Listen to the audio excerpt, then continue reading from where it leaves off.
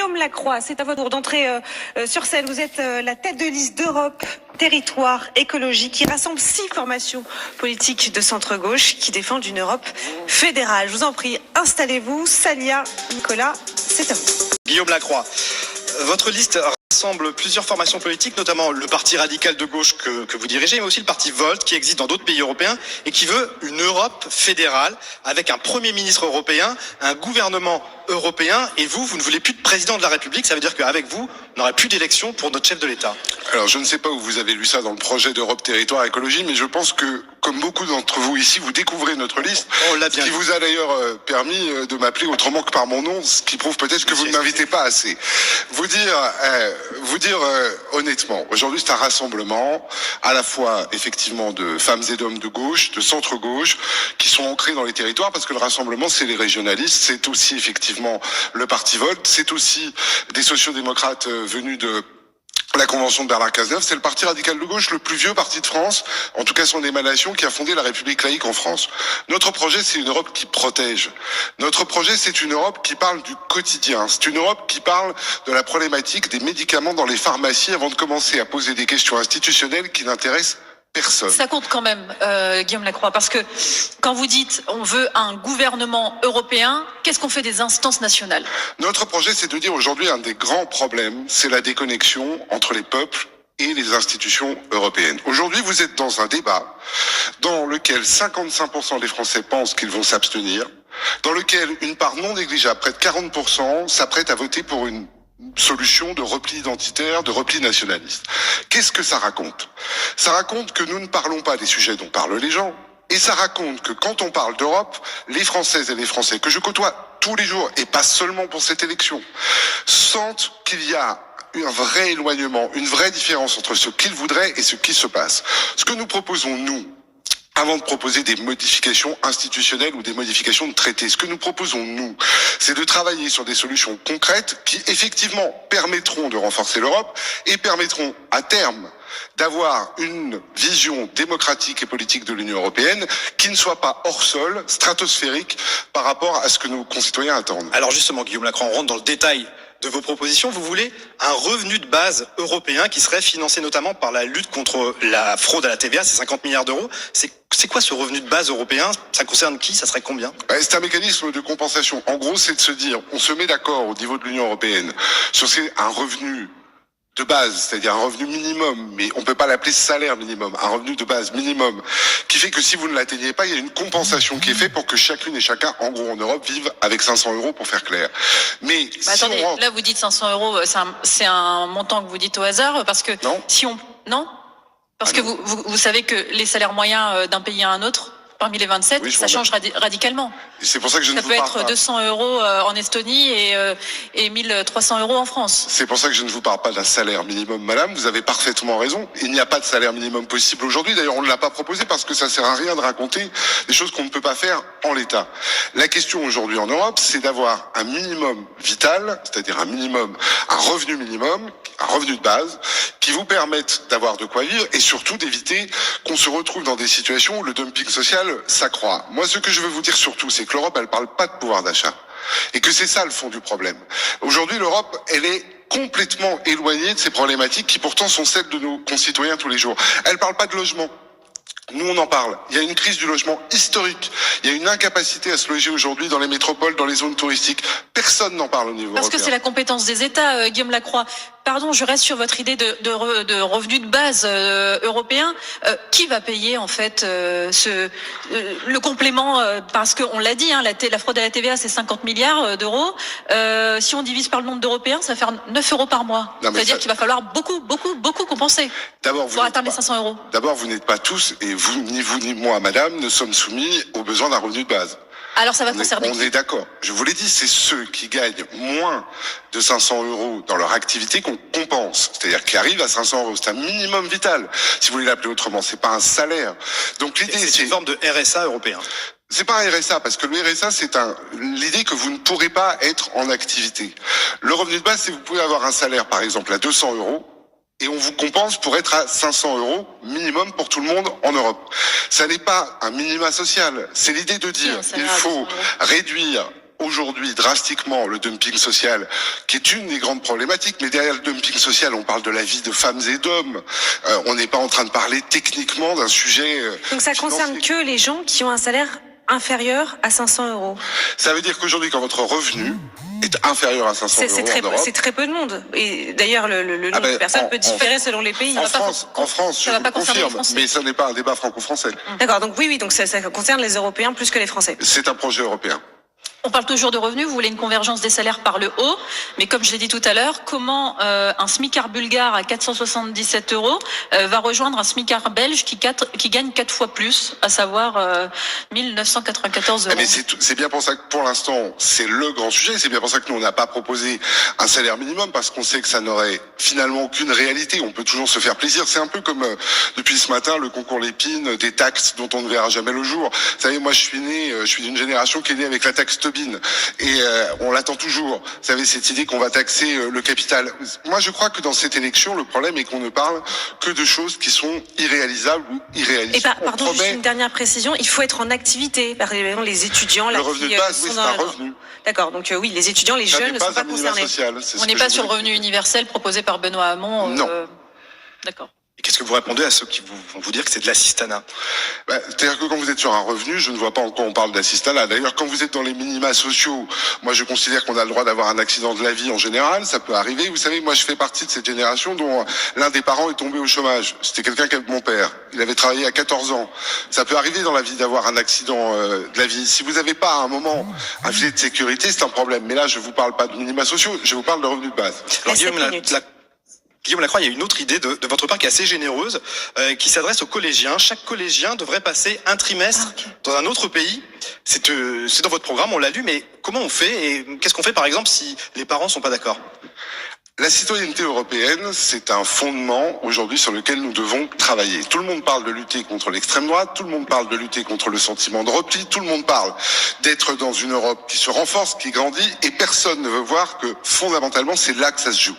Avec des générations qui se construisent, qui apprennent à avancer, à aller parcourir l'Europe. Aujourd'hui, vous avez dans tous les collèges, dans tous les lycées, des voyages scolaires. Quasiment. Aujourd'hui, dans ce pays, on se dit, c'est bien que mon gamin aille passer 8 jours, 10 jours, et si possible même que ce soit un échange. Le fait de dire, après la troisième, sans dire quelle année spécifiquement, un trimestre de scolarité pourra être et devra être fait dans l'Union européenne.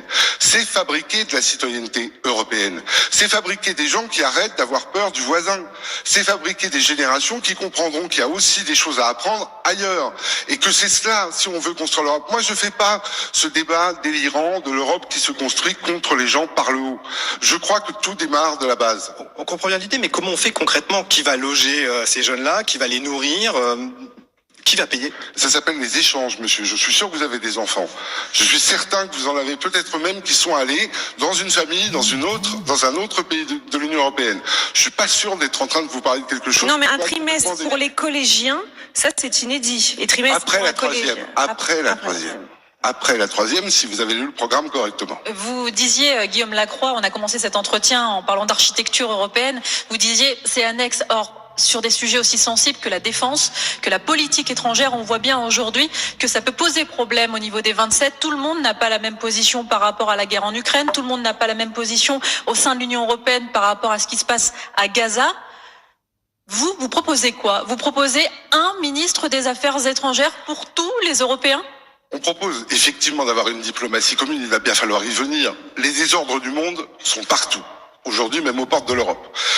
Chacune et chacun d'entre nous observe, horrifié, ce qui se passe partout dans le monde, avec des innocents qui tombent, qui meurent, dès qu'un conflit naît aujourd'hui dans une violence qu'on ne pensait plus voir.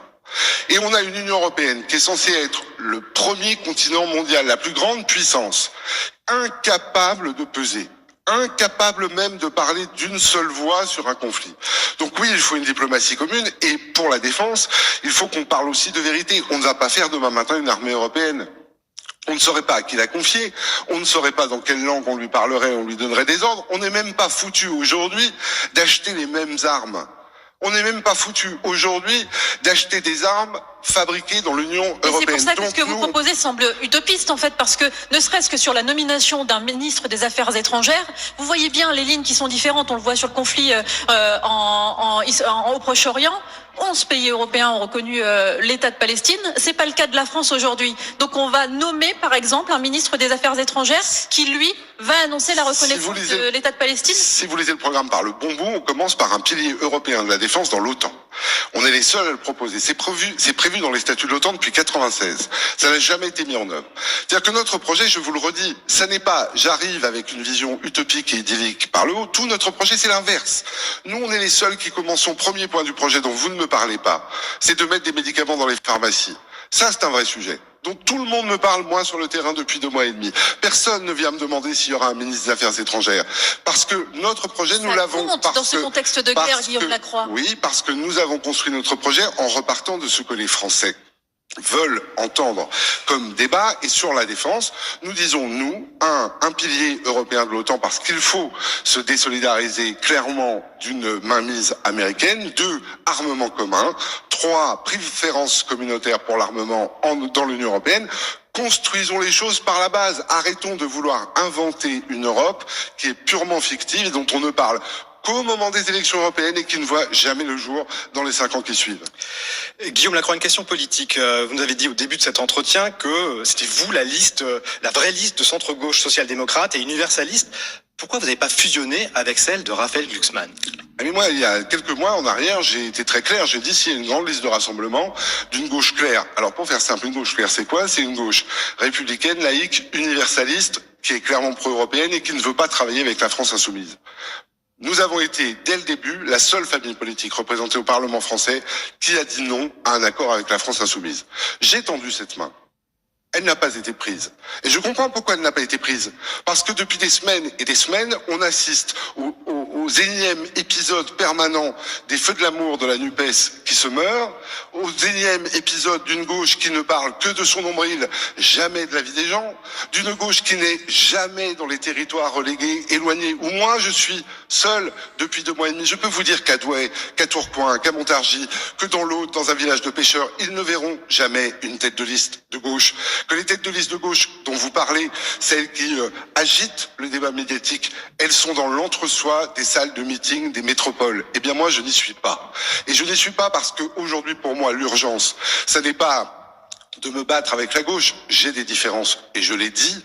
Mais aujourd'hui, l'urgence, c'est d'aller voir ces Françaises et ces Français qui doutent, d'aller voir celles et ceux qui veulent s'abstenir, qui veulent voter pour l'extrême droite, et pas pour leur parler de concepts abscons comme ceux dont on parle depuis tout à l'heure. Mais vous êtes en train de dire que Raphaël Glucksmann est déconnecté des préoccupations des Français? Écoutez, madame, moi je regarde l'ensemble de ce qui se dit aujourd'hui. J'étais encore hier en Bourgogne, en Côte d'Or, en Saône-et-Loire, avec des femmes et des hommes qui sont dans le terrain. Et honnêtement, les gens, ce qu'ils vous disent, c'est on ne s'y reconnaît pas. Qui me parle du fait qu'il n'y a pas d'amoxicilline et de paracétamol dans nos pharmacies dans la première puissance mondiale? Nous, à part nous, personne. Si, dans les programmes, il y a plusieurs propositions. Les seuls à proposer un Airbus, les seuls à dire on a su faire des avions dans l'Union européenne ensemble, en dérogeant aux règles du marché commun, en permettant les ententes, en faisant des brevets, et on ne sait pas le faire sur des médicaments. Ça fait un point commun avec les communistes. Moi, je crois qu'il y a beaucoup de points communs. À gauche, j'ai pas d'ennemis à gauche. J'ai des désaccords et des différences. Guillaume Lacroix, on va passer aux questions des jeunes, des étudiants et des lycéens. On va démarrer avec Julie qui est stagiaire de l'agence Erasmus. Julie qui prend un micro, allez-y. Bonjour Monsieur Lacroix, ma question de base c'était sur une armée européenne, mais vous avez déjà répondu. Donc je vais plutôt parler d'écologie. Est-ce que pour vous le Green Deal en fait assez dans l'Union européenne actuellement pour l'écologie? On ne va pas assez loin, notamment sur l'harmonisation des normes de production, notamment en matière agricole. Pour dire les choses, j'étais il n'y a pas très longtemps dans le Limousin. Dans le Limousin, vous avez des producteurs de pommes, Golden du Limousin, qui respectent la règle simple française d'absence de néonicotinoïdes dans nos pommes. Aujourd'hui, dans vos compotes, vous avez des pommes qui arrivent de pays européens qui, elles, n'ont pas les mêmes contraintes de production. Si on veut avancer sur une Europe qui soit beaucoup plus respectueuse du vivant et de l'environnement, il faut qu'on commence par harmoniser par le haut les normes de production, notamment en matière agricole. Et puis ça permettra par ailleurs qu'on arrête d'avoir des concurrences entre agriculteurs dont aujourd'hui les difficultés de vie sont considérables. Vous avez un suicide d'agriculteurs dans ce pays tous les 2 ou 3 jours. Est-ce qu'on mesure ce qui se passe dans notre pays avec des femmes et des hommes qui nous nourrissent? Et donc cette question, elle est essentielle, de la même manière que je pense qu'il faut qu'on ait des coopérations renforcées beaucoup plus fortes, c'est-à-dire des pays qui avancent plus vite que d'autres, si on veut par exemple mettre en place une première zone sans glyphosate. Voilà, ça ce sont des vrais sujets possibles, qui sont prévus par les traités aujourd'hui, la coopération renforcée, ça existe. C'est juste pas mis en œuvre sur des sujets comme cela, et c'est dommage. Nous porterons ce message d'une Europe qui sait aussi faire la différence entre un grand continent de paix et de sécurité qui s'élargit et des capacités à aller plus vite, plus fort, peut-être moins nombreux, mais c'est pas grave. Ça donnera l'exemple, et ça donnera l'exemple par le haut. C'est exactement ce qu'a promis le gouvernement récemment avec les manifestations agricoles. Oui, alors moi je fais partie des Français qui observent les promesses du gouvernement depuis 7 ans et j'en suis revenu. C'est au tour d'Anka, élève au lycée professionnel de Jean Massé, Choisy-le-Roi dans le Val-de-Marne, de poser sa question. Allez-y Anka. Bonjour Monsieur Lacroix. Alors, comment comptez-vous lutter pour protéger les industries, les savoir-faire européens face aux menaces de la concurrence mondiale? C'est ce que je vous disais, je crois qu'il y a un certain nombre de sujets stratégiques, à commencer par là. Je pense à la pharmacie, parce que c'est fondamental. Il y avait quand même, cette semaine, 90% des pharmacies en grève. Enfin, on n'est pas à côté de la plaque quand on parle de ces sujets-là. Il y a des sujets comme ça stratégiques, sensibles, sur lesquels on sait, et on a su dans le passé, déroger aux règles de la concurrence aujourd'hui, c'est-à-dire nous permettre d'être compétitifs. C'est exactement ce qu'on a su faire avec Airbus. C'est pour ça que je prends cet exemple en permanence, en disant, on va faire l'Airbus du médicament. Mais cette question, elle se pose de la même manière en matière de production énergétique. C'est un vrai sujet aujourd'hui de pouvoir améliorer le mix énergétique, le mix électrique, de faire monter en puissance les énergies renouvelables dans le territoire européen, d'avoir la main sur à la fois notre capacité à produire, mais aussi la main sur les prix. Parce qu'aujourd'hui, on a quand même une vraie fragilité. On est indexé notamment encore pour 2 ans sur le prix du gaz, ce qui nous a amené à des augmentations faramineuses il y a peu. Nous, on propose de poursuivre d'1 euro l'investissement dans le nucléaire quand on met 3 euros dans les énergies renouvelables. Le sujet, c'est pas d'opposer les énergies non carbones. Le sujet décarboné. Le sujet aujourd'hui, c'est de sortir du fossile, surtout d'assurer de la production et des prix. Pour vous répondre, il y a, quand on a la volonté, dans les textes aujourd'hui, la possibilité de créer la compétitivité européenne. Encore faut-il le vouloir et sortir de cette idée que le libéralisme absolu qu'on nous vend depuis des années, c'est uniquement et seulement la libre concurrence sans régulation. Ça, c'est un problème. Et Guillaume Lacroix, on peut être compétitif et écolo? Ah mais on doit, c'est même pas on peut, c'est on doit. Et puis par exemple, je vous prends un exemple, carbone. Immense projet qui rapatrie de Chine la création et la production de panneaux photovoltaïques. 1,7 milliard. On est typiquement sur le type de projet public-privé, en tout cas privé, mais soutenu par l'Union européenne, en dehors des règles de la concurrence. Vous allez créer de la richesse, vous allez créer de la croissance et vous allez créer de l'énergie verte. Donc vous êtes dans ce type d'industrialisation ou de réindustrialisation qui est respectueuse de l'environnement, mais qui si crée on importe de aussi Chine, l'emploi. on n'est pas très écolo non plus. Pardon. Si on importe de Chine, on n'est pas très écolo Je non plus. venais de vous dire, le projet carbone, c'est on rapatrie de Chine la production de panneaux photovoltaïques en France et en Europe. Et donc on rembourse la dette carbone avant même de l'avoir consommée. Merci beaucoup Guillaume Lacroix, tête de liste Europe Territoire Écologie. Merci de m'avoir écouté.